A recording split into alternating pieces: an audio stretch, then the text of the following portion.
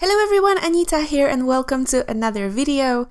This week we are making a bit of a digital art. It has been requested a few times in the past because I've made a few digital videos, I believe, last year and also on my streams. I'm not doing so much digital art on this channel, but I have been working with it for the past year on a project that I'm definitely going to talk about at some point.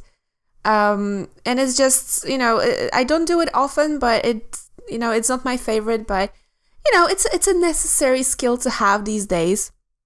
And so as it's been requested, I've been kind of looking for an opportunity to put one of those videos up. And this is a perfect opportunity for that because it's 4th of July coming and this is a 4th of July illustration. So yeah, I hope you're gonna enjoy it. Don't worry, I'm not going to completely switch to digital art. There's another traditional piece coming soon. But for now, enjoy this one. And yeah, so a little bit about this piece. As you can see, I'm working on a base. This is a series of little avatars for an author I've been working with. And every avatar is a representation of a certain event or time of the year. So we have like a spring version, a summer version. This is a 4th of July version. And so I'm basing every single one of those avatars on one body, on the original one. That's why you can see it popping once in a while. It's going to be at the end of this video as well, so you can take a closer look. And this avatar, as I've said, is the 4th of July base. I already have the sketch prepared because I had to send it for, the author had to like it. So I'm now working pretty much on what would be the clean line art or clean sketch, what I would normally use in my watercolor paintings. I always have that clean, crisp sketch to paint on. And this is exactly what it is. I found that this is the easiest way for me to paint. Digitally, just prepare a very crisp set of lines. Something I don't do, I don't do black lines like this because this is pretty much inking, I suppose.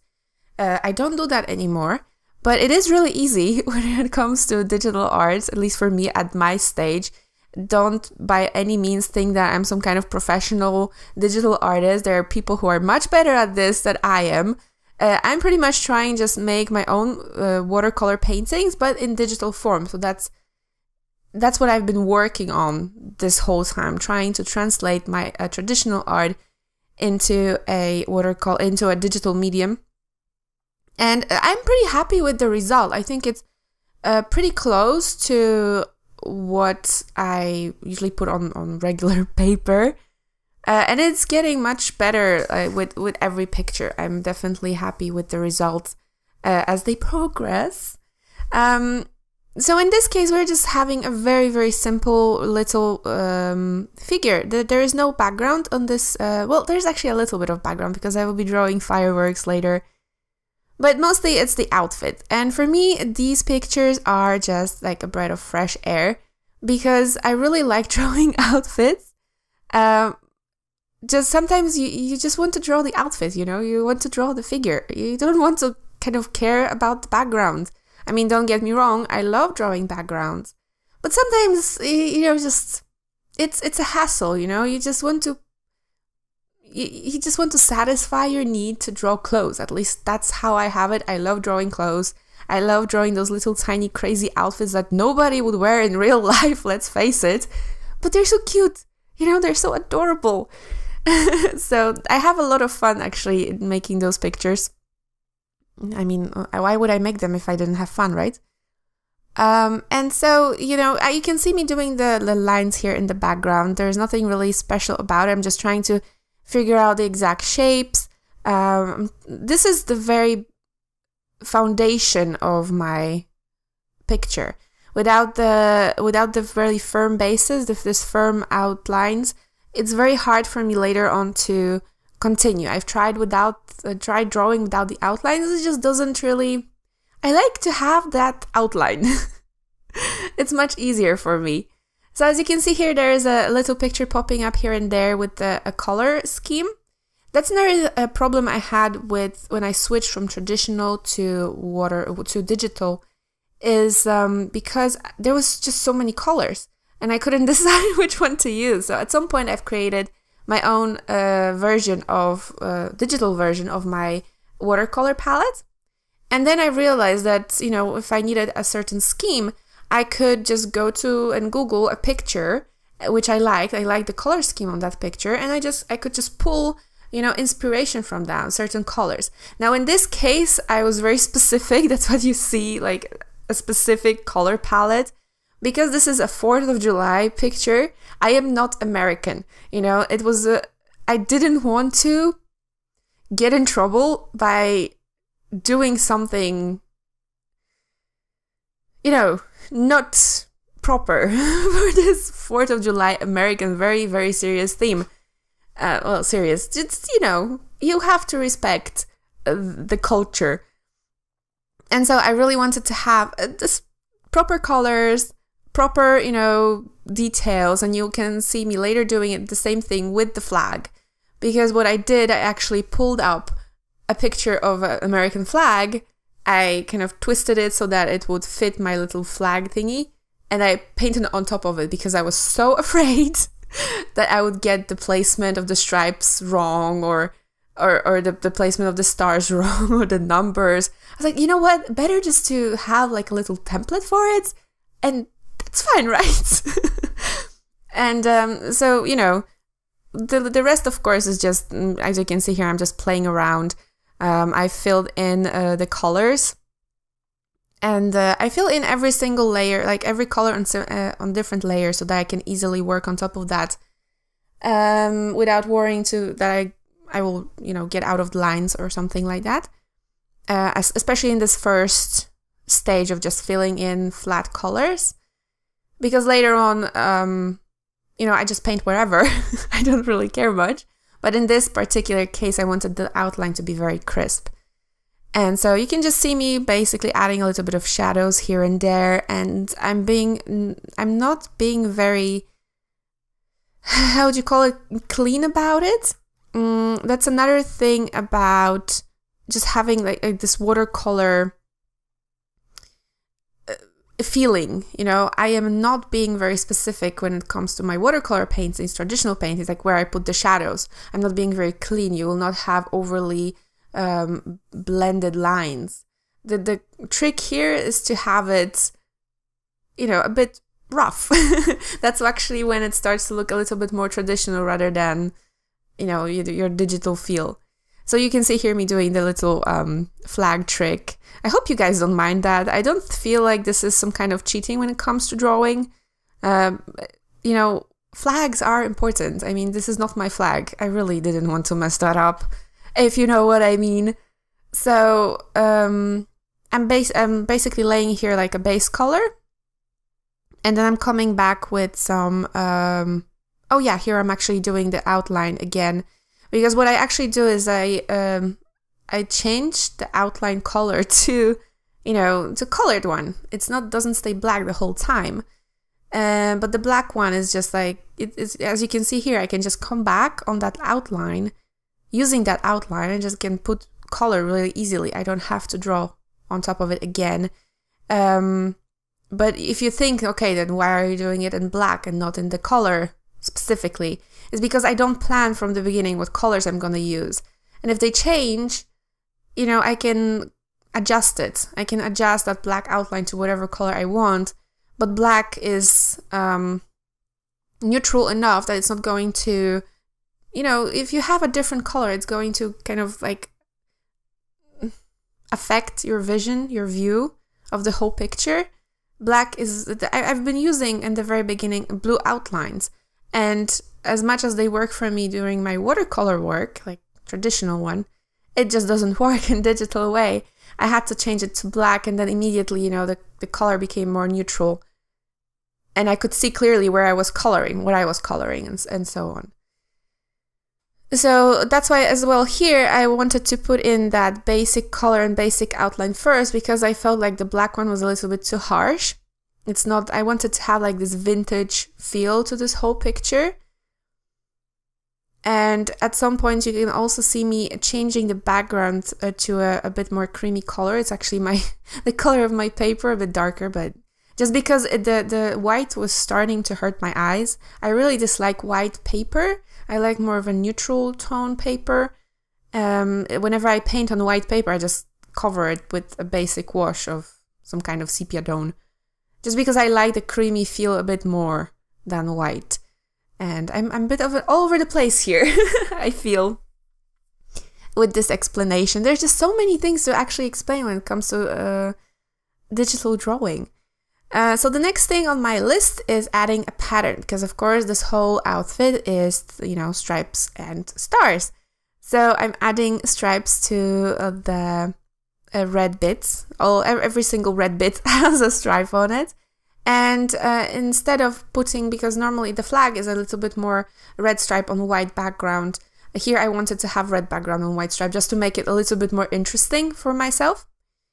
And so I'm adding very, very basic stripe, and then I'm going to blend it slightly, just erasing some pieces, making it lighter on the eye.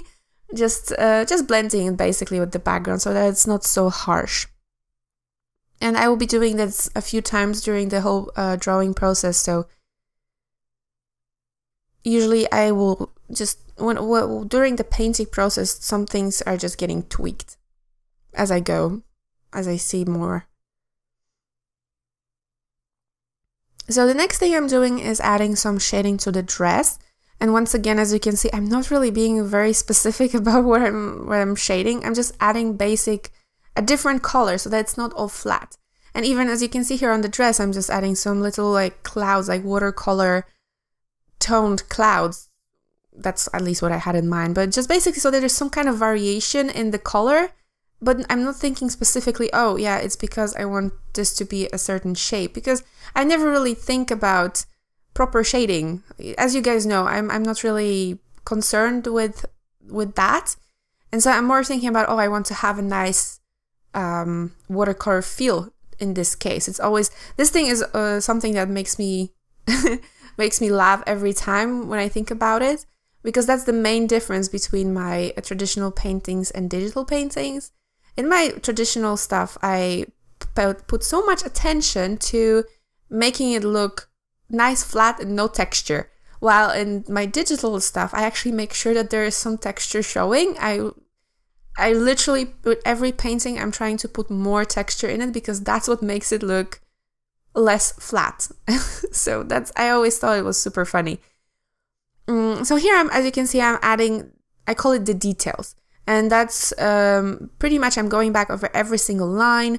I'm adding shading to the lines. I'm adding shading to the shapes. Just what I would do with colored pencils, I suppose, in my traditional work. Just those little details that are coming at the very end of the painting process, making the shapes more detailed. No, not detailed, just polished, refined, just, you know, adding shape to it. So as you can see here, I'm adding that line to the bottom of just connecting that floating head to the body, adding more shading. And at this point, I'm also deciding, you know, where to add more highlights later on. So I'm making sure to put more shading there. This is exactly what I do in my traditional work as well. So I don't know what to say about it that much, because this is exactly the same thing. I'm just going to go back afterwards and refine the lines, refine the shapes with colored pencils, because it's so much easier than doing that very detailed work with watercolor.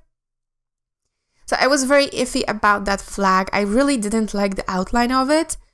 And I couldn't decide why I didn't like it. I liked the outline color. I just, for some reason, was clashing with the red. And then I realized that it's because there's no white on it. And once I added that white line, it tied everything together for me. And I was like, I'm satisfied now. So I'm adding some whites. I didn't really know if I wanted to add white to those red bits with the stripes, but just because the stripe is so white. And so you can see me at some point making the stripes a bit lighter, as in more faded, so that the white highlight would stand out more, because I really wanted to add it, you know, white highlights. It's my love. I love white highlights. And so this is the tweaking part. I'm going back and forth between different parts. just tweaking here and there if I see that I don't like something. And I have that little navigation window open. And even though it's very small, I can still see the balance of the whole picture. And sometimes I'm zooming out just to see how it balances together. That's the big, I think, problem that you can encounter while doing digital art, is that you are going to zoom in too close. I'm literally consciously stopping myself from zooming in and working while being zoomed in, just because you can overwork the picture and then it's going to look bad, you know, surprisingly. Pretty much the same as with regular drawing, you know, if you overwork a drawing, it's going to look bad. So what I'm trying to mostly to do is, as you can see here, I'm not zooming in that much. And I'm trying to work, you know, of course, if I notice myself leaning too close to the monitor, because I do that a lot, that's when I know that maybe I should just zoom in a little bit closer, because that's just my version of, you know, getting my nose to the paper. Basically, what I want to say, don't zoom in too much. My biggest lesson that I've learned while doing digital art. One of the last things, my favorite, making a little star pattern on the dress. I absolutely love that star pattern. The idea is that the stars are a little bit more dense at the bottom of the skirt or the dress, and then they kind of gradient out toward the top, so you have a little bit less stars at the top of the skirt. And I would love to have a skirt like that, I'm not gonna lie. Maybe not with the whole, you know, bow combo, but that dress with those stars, so pretty. And then I've decided that the top of the dress needed a little bit more attention, and I'm adding a little bit of detail. And then there was this, in my initial sketch had a bow over there, but I decided in the end that I didn't want that bow, just because in the end I've decided on a darker color of the dress. Initially I was thinking about something more faded, a bit more lighter toned blue, but I really fell in love with that kind of a midnight dark feeling of it. But, you know, either black or white, you know, there was just too much going on there. So I've decided to just skip it. It's fine. So here you see me kind of fighting a little bit with the fireworks.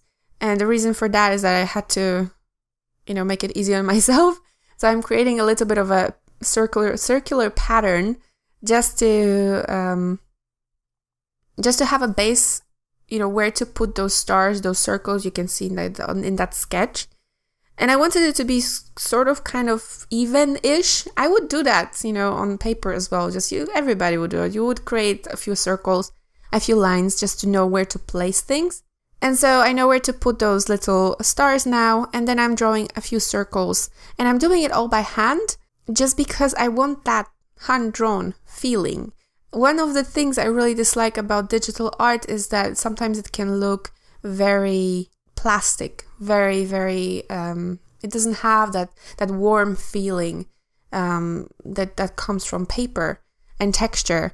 And I feel like you can't really change that. It's just something that comes from digital art, but you can really work with it somehow. And one of the things I just try to do is, you know, I'm trying not to use shapes. I'm trying to use just proper brushes that have texture in them. Except in this one case where I actually changed to a brush without texture. And that's because I wanted the colors to be solid. All of my watercolor brushes are slightly transparent because, you know, watercolors. And that's also one of the reasons why I'm working with the very thick outline that I can fill in with, you know, solid color, and then work on top of that with my watercolor brushes. Because then if I want to have, like, as you can see here, a clear outline, you know, I don't have to worry that all the colors will be see-through. So this is the final result, and I'm really, really happy with how it came out. I hope you've enjoyed it as well, even though it's something different than I normally do. There are two different pictures that I have over here just to show you different kinds of lily. That's the name of the author. Different lilies that I created, and I'm really, really happy with how they actually they're all the same, but every one of them is different. I love that. I love that there will be eventually a whole series of them. So if you've enjoyed this video, please hit the like button, and if you would like to see more, then subscribe if you haven't already. Thank you so very much for watching. I will see you in the next video. Bye!